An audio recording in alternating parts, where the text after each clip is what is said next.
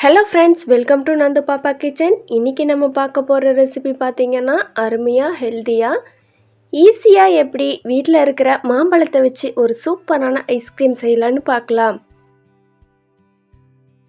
இந்த ice cream cream இல்லாமல் condensed மில்கெல்லாம் இல்லாமல் எப்படி வீட்டில் இருக்கிற பொருட்களை வச்சு செய்யலான்னு பார்க்கலாம். இது மாம்பழ சீசன் இல்லையா? இந்த மாம்பழ சீசனில் நீங்களும் இந்த மாம்பழ ஐஸ்கிரீமை வீட்டில் செஞ்சு பார்த்துட்டு மறக்காமல் எப்படி இருந்துச்சுன்னு சொல்லி கமெண்ட் பண்ணுங்கள். அதுக்கு முன்னாடி நம்ம சேனலை சப்ஸ்கிரைப் பண்ணிவிட்டு கூடவே இருக்கிற பெல் ஐக்கானே கிளிக் பண்ணிக்கோங்க. அப்போ தான் நான் போடுற வீடியோ உங்களுக்கு உடனே நோட்டிஃபிகேஷனில் வரும். இந்த ஐஸ்கிரீம் நீங்கள் கடையில் குட்டீஸ்க்கெல்லாம் வாங்கி கொடுக்கறதுக்கு பதிலாக இந்த மாதிரி சீசனில் கிடைக்கிற மாம்பழத்தில் ஒரு முறை இந்த மாதிரி செஞ்சீங்க அப்படின்னா நீங்கள் அடிக்கடி செய்வீங்க. அந்தளவுக்கு டேஸ்ட்டாக இருக்கும். இப்போ இந்த ரெசிபி செய்கிறதுக்கு இது போல் பழுத்த மாம்பழமாக ஒரு மாம்பழத்தை நல்லா கழுவிட்டு எடுத்துக்கலாம். கழுவிட்டு எடுத்துட்டு இப்போ நம்மளுக்கு இதனுடைய தோல் எல்லாம் தேவையில்லை. உள்ளே இருக்கிற அந்த சதைப்பகுதி மட்டும்தாங்க வேணும். அதை மட்டும் நம்ம தனியாக எடுத்துகிட்டு வந்துடலாம். இப்போ இந்த உள்ளே இருக்கிற சதைப்பகுதி மட்டும்தான் வேணும். இதெல்லாம் நீட்டாக க்ளீன் பண்ணிவிட்டு ஒரு மிக்ஸி ஜாரில் சேர்த்துக்கலாம். இப்போ அந்த சதைப்பகுதி மட்டும் மிக்ஸி ஜாரில் சேர்த்துட்டு தண்ணி எதுவும் விடாமல் நல்லா அரைச்சிட்டு வந்துடலாம். நம்மளால் எந்த அளவு பேஸ்ட் அரைக்க முடியுமோ அந்த அளவாக பேஸ்ட் அரைச்சிட்டு வந்துடலாம். இப்போ இது ஒரு ஓரமாக இருக்கட்டும். இப்போ மறுபடியும் ஒரு பாத்திரம் எடுத்துகிட்டு 1/2 லிட்டர் அளவு காய்ச்சி ஆற வச்ச பால் எடுத்துக்கலாங்க. நீங்கள் எடுக்கிற பால் ஃபுல் ஃபேக்ட் மில்காக இருந்தால் ஐஸ்கிரீம் ரொம்ப டேஸ்ட்டாக இருக்கும். இது நல்லா காஞ்சிட்டே இருக்கட்டும். இப்போ இது காயிற டைமில் சர்க்கரை ஒரு கப் எடுத்துக்கலாம். நான் எடுத்த சர்க்கரை ஒரு 50 கிராம் அளவு இருக்கும். அதுக்கப்புறமா 4 பாதாம் பருப்பு சேர்த்துட்டு 5-6 முந்திரி பருப்பு சேர்த்துக்கலாம். நீங்கள் முந்திரி பருப்பு மட்டுமே தனியாக சேர்க்கிறதா இருந்தாலும் அதுவும் டேஸ்ட்டாக இருக்கும். அல்லது பாதாம் பருப்பு மட்டுமே கூட தனியாக சேர்த்துக்கலாம். இப்போ ஏலக்காய் தூள் 1/2 டீஸ்பூன் அளவு சேர்த்துக்கலாம். நீங்கள் முழு ஏலக்காய் இருந்ததுனா கூட அப்படியே போட்டு மிக்ஸி ஜாரில் சேர்த்துட்டு இது எல்லாத்தையும் நல்லா பொடி பண்ணிட்டு வந்துடலாங்க. இப்போ இந்த பால் ஒரு ஓரமாக காஞ்சிட்டே இருக்கட்டும். இது எல்லாத்தையும் நல்லா ட்ரையாக எந்த அளவு நைஸாக அரைக்க முடியுமோ அந்த அளவு நல்லா பொடி பண்ணிட்டு வந்துடலாம். இப்போ அரைச்ச பொடி இந்த மாதிரி ரெடியாக இருக்குங்க. இப்போ நம்ம பால் ஓரளவு நல்லா காஞ்சிட்டே வரட்டுங்க. நல்லா சுண்டி வரணுங்க. இப்போ நம்ம 1/2 லிட்டர் அளவு பால் சேர்த்தோம் அப்படின்னா கொஞ்சமாவது நல்லா சுண்டி வரணும். அந்த அளவுக்கு நல்லா சுண்டி வந்ததுக்கப்புறம் தான் இந்த சர்க்கரையை நம்ம அதில் சேர்க்கணும். இது பொங்கி வர வர நல்லா இந்த ஆடையெல்லாம் உள்ளேயே தள்ளி விட்டுட்டு நல்லா காய வச்சுக்கலாங்க. இது குறைஞ்சபட்சம் ஒரு 10 நிமிஷமாவது காஞ்சதுன்னா மட்டும்தாங்க நல்லாயிருக்கும்.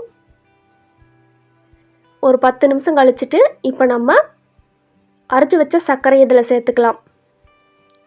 எல்லாத்தையும் முழுமையாக சேர்த்துட்டு நல்லா கிளறி விட்டுடலாங்க. சேர்த்த உடனே நல்லா அடி பிடிச்சிக்கிற மாதிரி இருக்கும். அதனால் நல்லா கிளறி விட்டுடலாம். இது சேர்த்துட்டு ஒரு 5 நிமிஷம் நல்லா கொதித்து வந்துச்சுன்னா ஓரளவு நல்லா கெட்டியாக வந்துடுங்க. அது வரைக்கும் நீங்கள் நல்லா ஹை ஃப்ளேமில் மீடியம் ஃப்ளேமில் ஸ்டவ்வை மாற்றி வச்சு நல்லா காய வச்சுட்டே இருக்கணுங்க.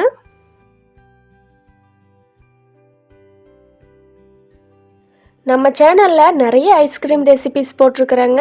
நீங்கள் விருப்பப்பட்டீங்கன்னா செக் பண்ணி பாருங்கள். கீழே டிஸ்கிரிப்ஷன் பாக்ஸில் அதனுடைய லிங்க் எல்லாம் அப்லோட் பண்ணியிருக்கிறேன். நீங்கள் விருப்பப்பட்டீங்கன்னா செக் பண்ணி பாருங்கள். இது கிட்டத்தட்ட ஒரு 5 நிமிஷம் இது போல் நல்லா கொதி வந்துட்டே இருக்குங்க. இதை இடையிடையே ஹை ஃப்ளேமில் மீடியம் ஃப்ளேமில் மாற்றி வச்சுட்டு இது ஒரு 5 நிமிஷம் போல் நல்லா கொதிக்க வச்சுட்டே இருந்தீங்கன்னா ஓரளவு நல்லா கெட்டியாக வந்துடுங்க. இப்போ கெட்டியாக வந்த பாலை நல்லா ஆற வச்சுக்கணும். இந்த ஸ்டேஜ் இந்த மாதிரி நல்லா ஓரளவு சுண்டிட்டு கெட்டியாக வந்ததுக்கப்புறமா இது நல்லா ஆறணுங்க. இந்த பாலை ஆற வைக்கிறதுக்கு நீங்கள் ஸ்டவ் ஆஃப் பண்ணிவிட்டு ரூம் டெம்பரேச்சர்லேயே நல்லா ஆற வச்சுக்கலாம். இல்லைன்னா ஃபேன் காற்று போட்டு கூட நல்லா ஆற வச்சுக்கலாங்க. இது நல்லா ஆறி வந்ததுக்கப்புறமா தான் நம்ம ஏற்கனவே முதல்லையே மாம்பழத்தை அரைச்சி வச்சுருக்கிறோம்ல அந்த மாம்பழத்தை நல்லா ஆறி வந்ததுக்கப்புறமா தான் சேர்க்கணும். பால் வெதுவெதுப்பான சூட்டில் இருக்கும்போது கூட சேர்க்கக்கூடாது. இப்போ நம்ம அரைச்சி வச்ச மாம்பழத்தை அதில் சேர்த்துக்கலாம். எல்லா மாம்பழத்தையும் முழுமையாக சேர்த்துக்கலாங்க. இந்த மாம்பழம் அரைக்கும்போது நீங்கள் எந்த அளவு நைஸாக அரைக்க முடியுமோ அந்த அளவு நல்லா நைஸாக அரைச்சிக்கணும்.